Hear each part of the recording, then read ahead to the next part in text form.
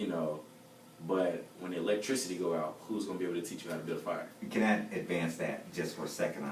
Another anecdotal example. One of my brothers was in a 95 Saturn, and his little 6-year-old girl got in the car, and she wanted to roll the window down, and there were no power windows, and she saw this crank, and she had no idea how to roll the window down because she had never been in a car with a manual way to roll down the window. Yeah. She was completely flabbergasted. This is how you roll the window down, by going like this. Where's the button that you push?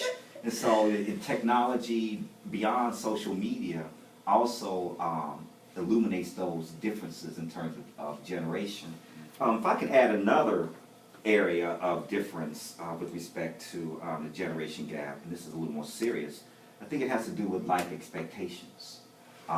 People in my generation, I was born in '63, the same year that March on Washington, the optimism of that, same year that President John F. Kennedy was killed, and the loss of ambition for some people that represented. And we had, as we went through life in the 80s of the recession, the Reagan era and the Bush era, the way we saw the world was a little bit different than the way people who grew up in the 90s see it.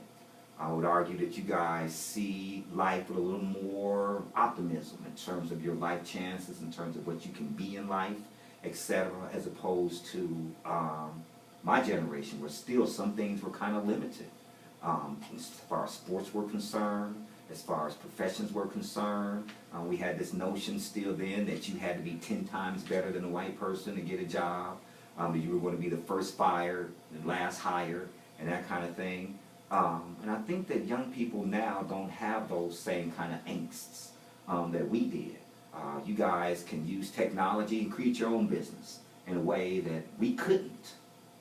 So as far as life chances are concerned and life expectations are concerned, I think there's a real generation gap there too. You know, I agree, and I also want to say on that, I believe with that would also be the ambition.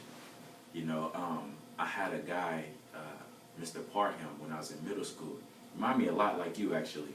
You know, I'll take that as a compliment. Yeah. You know, oh man, I looked up to him so much, and he just, I remember, you know, he sat us down and he took us to, we went downtown by the canal. It's a government building downtown. They had some sort of meeting, and I can vaguely remember, you know, what the meeting was called, but it was, you know, trying to get all these black men, you know, to realize like, this isn't what, you know, there's more to life than what, you know, you think there is. Mm-hmm. And I mean, we talked about everything, you know, from rap to, you know, technology to morals and values, you know. And I mean, you know, I wish X was here because, you know, he could, second, it was a group, Big Timers.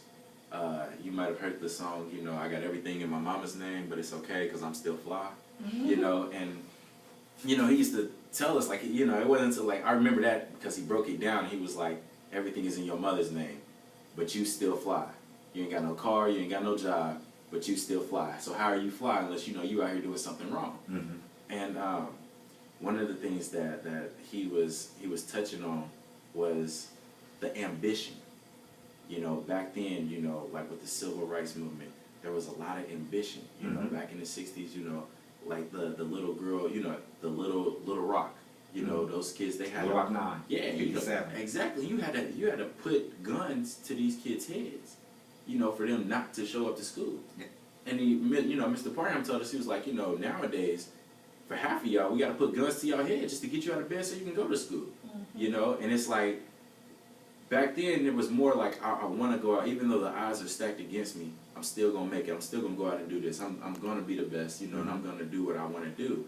You know, and it's like, I feel like as time went on, you know, we've lacked that. Like, yeah, you're right, we do have more freedoms now, mm-hmm. but we've kind of, you know, it's almost like, you know, we got that freedom and then we just sat with it. There was a movie where it's called Mama Flora's Family, and the lady in there said, black people fought for freedom. And that's all they talked about was slaves that want freedom. But what are you going to do when you get your freedom? You know, and if you think about it now, you know, do you know who wrote Mama Flora's Family? Do you know who wrote the book? No, I do not. I didn't know there was a book. Yeah, it's the book. You heard the Roots, right? Alex Haley. Yeah, Alex Haley wrote that. he wrote that book. Hmm Oh, He okay, ended up okay. dying He ended up dying. Like then they ended up taking the manuscripts Pardon me? for Mama Flora's family in there because Alex Haley died writing that book. Correct? I'm not familiar with Yeah, this I story, believe what unfortunately. happened was he died and they took the manuscript Mhm. and finished it up. What? How about? Okay, I But didn't it's even a- know it- Alex Haley was dead. You didn't even know he was sick, did you? No. Yeah, he's been dead for like 20 years. What? Yeah. Because I'm telling, when I seen Roots, you know, like they made it seem like the man was still alive. I could have swore he was like, No, Alex Haley's been dead for almost 20 years. what? Yeah. Wow. Right? Yeah. Did so- y'all know that he was dead? I didn't know there was gonna be enough. Oh. I knew, but I didn't know it's been 20 years. Yeah, he's been dead since the 90s. Oh. Yeah, I was a kid. I mean, I don't think I was in like maybe middle school or might have been in elementary school when Alex Haley passed away. But going back to your point, yeah, he wrote Roots, so you might want to do, sit back and we can do some stuff during other times, talk about different discussions. So Yeah. Well, go ahead. Okay. I want to add something.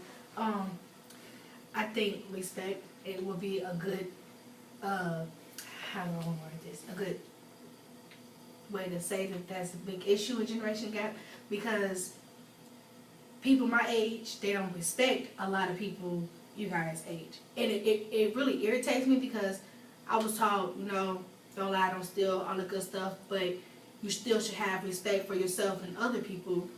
If you're around someone who's 60-something years old and you cussing up a storm, that's not respect. Why are you doing that? And I feel that, that's a big problem too. I even had friends, in high school and they're cussing while the teachers is teaching. Yeah, I've had my moments, but I know better than that. Why are you cussing? This and that, this and that, this and that, and you got a older, mature, someone who you could probably look up to in a few years from now, and you're cussing. Or like respect in another way, as in, it's just from experience. A 60-year-old white man, and it was me, and I don't remember what happened, I don't remember what was going on, but he called me, basically what he said, I'm not going to be nothing in life. He used real harsh words, and he showed no respect towards me because I was black, he was white. I was literally like 16, 17 years old, and he's like 60. He abused you. Yeah, and that's a big problem to me because, like I said, I was taught to respect your peers, respect your elders, just respect, and that's big on me, and I really don't. That's a big issue.